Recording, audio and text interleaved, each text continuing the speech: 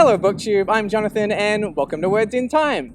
Now today I brought you to a new location that is not quite otherworldly, but hopefully is some nice scenery in order to help us imagine some interplanetary adventure as we discuss these 10 sci-fi books. And as I go through this book haul, you'll see it's a pretty good mixture of modern and classic sci-fi, hard and soft. So should also let you guys know what to look forward to on the channel throughout the rest of the year. So let's get into them. So to start, we have one of my favorite authors, Arthur C. Clarke, and The City and the Stars. So this book is set millions of years in the future, and a city which has remained peaceful for quite some time is now threatened when invaders arrive. So I'm really excited to read this book because it is hard to write a book that is hundreds or thousands of years in the future, let alone millions of years in the future. So I'm really interested to see Arthur C. Clarke's take on that. Can't wait to get into it. Up next, we have A Scanner Darkly by Philip K. Dick.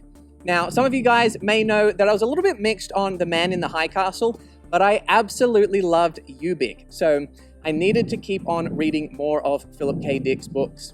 And I did watch the film A Scanner Darkly around 10 years ago, and I really enjoyed it. So I'm looking forward to this one. It is about drugs and surveillance, schizophrenia, paranoia, trying to decipher what is real and what is not. So I love the fact that even if I didn't know this was written by Philip K. Dick, if someone described it to me, I would think that sounds like a Philip K. Dick novel. So I love that he has a clear sense of style, and I'm excited to see if this one could live up to Ubik. Third on the list, we have Tau Zero by Paul Anderson.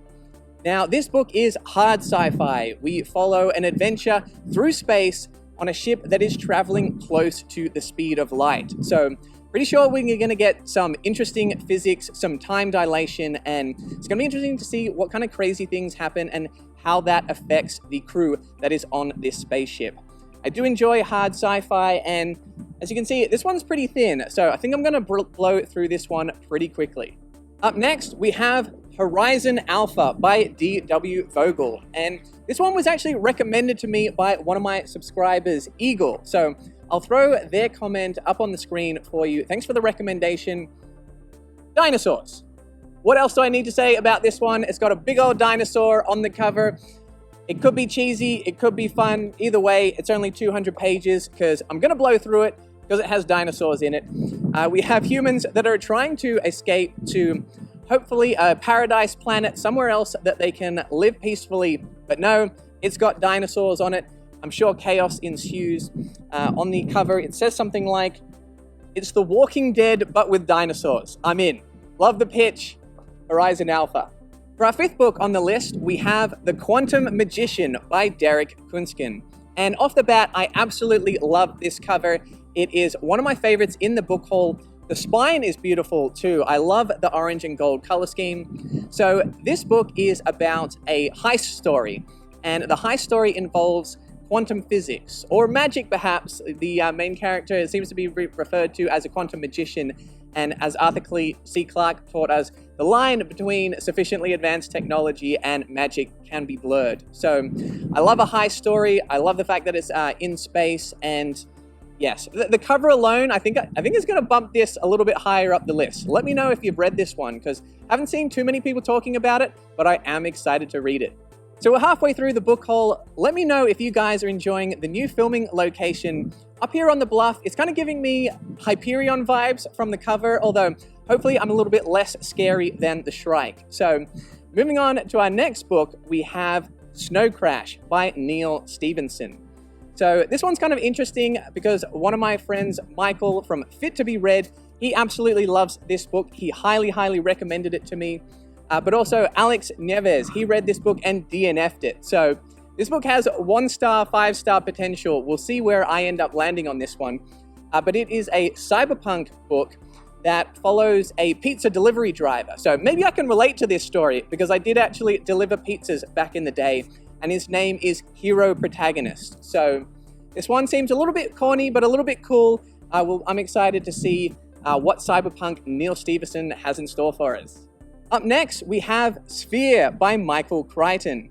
Now, I have to admit, I haven't actually read anything by Crichton yet, and I thought about starting with Jurassic Park. I'm sure I would love it because I love the film, but I thought, let's try something else, get a bit of a sense of Crichton's writing, and then read the Jurassic books as well. So, in Sphere, we have a spaceship, I believe, that is detected deep down in the sea. So, it seems like a bit of a mystery, a bit of a big dumb object type storyline perhaps, but rather than in space, we are in the ocean. And I have to say, I love this cover. Not sure if you guys can see that, but I love that kind of 80s, 90s, bubbly, distorted under the water font. Puts me in a good mood. Hope it captures the tone. I think it'll be fun. I think it'll be a good science mystery. Sphere by Michael Crichton. With our third last book, we have Permutation City by Greg Egan. Now, this is supposed to be some hard sci-fi. In it, we have a character that is seeking immortality using cyberspace. So this book explores artificial intelligence, has cyberpunk aspects to it, and relies pretty heavily on mathematics. So we'll see if this ends up reading like a textbook or some mind-bending hard sci-fi that I can recommend to you guys. Let me know if you guys have read this one, because Greg Egan has a bit of a reputation. Drop down in the comments and let me know whether you think I'm going to enjoy it. And for our penultimate book, we have Deathstalker by Simon R. Green. Now, this one was actually recommended to me by my friend Alan, and he said to me that if the Hyperion Cantos was fine dining, then this book is like a greasy bucket of fried chicken, which is probably the highest compliment one could give a book. So this is trashy, pulpy space opera. I'm excited to get into it. Looks like a really fun read. We'll see if it can live up to that description. That's a pretty tasty description for a sci-fi book. Let me know if any of you guys have read Deathstalker. I'll be reading that one this year for sure. And finally, we have Neverness by David Zindel. Now, I've got to be honest, I have no idea what this book is about. I have read multiple descriptions, none of it makes sense to me.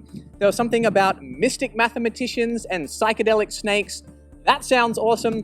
It has a big, beautiful cover. Almost nobody has read this, as far as I know. No one that I've talked to on BookTube has read it, but I've gone out on a limb because of that crazy description, that beautiful cover. Let me know if you've read it. I'm excited to talk to anyone else that has read this crazy book. There's a bit of a big one, but we'll be getting to that one later this year. I'm definitely excited for it. So there you go, guys. That is the book haul. Those are 10 sci-fi books that I'm going to be reading this year. Let me know your thoughts if you've read any of them, or let me know which you're excited to hear my thoughts on when I make my reviews for them later in the year. I hope you enjoyed the video. If you did, make sure to like and subscribe, and you can find more sci-fi content over here.